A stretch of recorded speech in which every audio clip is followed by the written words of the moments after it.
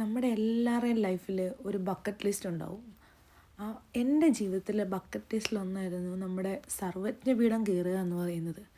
കുറേ നാൾ കൊണ്ടുള്ള ആഗ്രഹമാണ് ഈ നമ്മുടെ സർവജ്ഞപീഠം കയറി അതിൻ്റെ മേളിലെത്തി ശങ്കരാചാര്യരിരുന്ന് ആ ഒരു സ്ഥലത്തൊക്കെ ഒന്ന് ഇരിക്കണം. നമ്മുടെ അരവിന്ദൻ്റെ അതിഥികൾ സിനിമ കണ്ടപ്പം തുടങ്ങി മനസ്സിൽ കയറിക്കൂടിയ ഒരാഗ്രഹമാണ്. ഒന്ന് രണ്ട് നമ്മൾ ആദ്യമേ ഞാനൊരു മൂകാംബിക യാത്രയൊക്കെ നടത്തിയിട്ടുണ്ടെങ്കിലും ചില സാഹചര്യങ്ങൾ കാരണം എനിക്കന്ന് പോകാൻ പറ്റിയില്ല.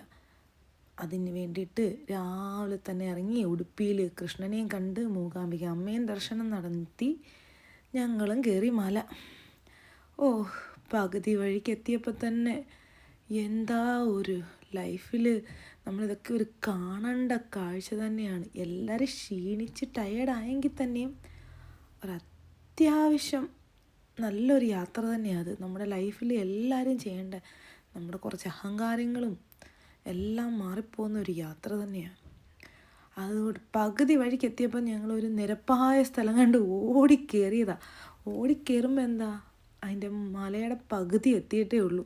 ഇനിയും ബാക്കി നടക്കാനുണ്ട്. അവിടെ നല്ല കുറച്ച് വെള്ളമൊക്കെ കുടിച്ച് നല്ല ഫ്രഷായി കുറച്ച് സമയമൊക്കെ അവിടെ ഇരുന്നിട്ട് വീണ്ടും കയറി മല കയറി മേളിലെത്തിയപ്പോൾ നമുക്ക് കാണാം നമ്മുടെ ശങ്കരാചാര്യർ ഇരുന്ന സ്ഥലത്ത് ആ ഒരു ചെറിയ അമ്പലമാണ്.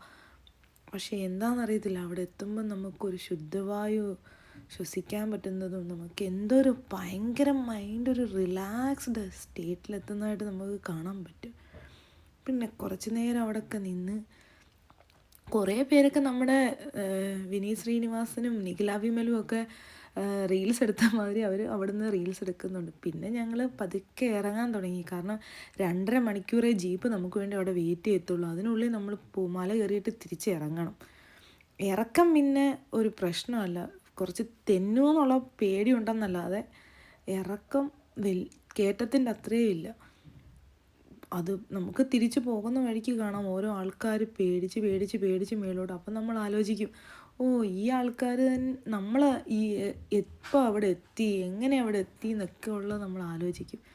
അങ്ങനെ ഞങ്ങൾ പതുക്കെ മല ഇറങ്ങി ഒരു വിധത്തിൽ താഴെ എത്തിയപ്പോൾ കൊണ്ട് അവിടെ താഴെ ഒരു സ്ഥലത്ത് നമ്മുടെ ജീപ്പ് പാർക്ക് ചെയ്ത സ്ഥലത്ത് ഒരു ചേച്ചി കുറച്ച് മോരും വെള്ളമൊക്കെ വിൽക്കുന്നതായിട്ട് കാണാൻ പറ്റും.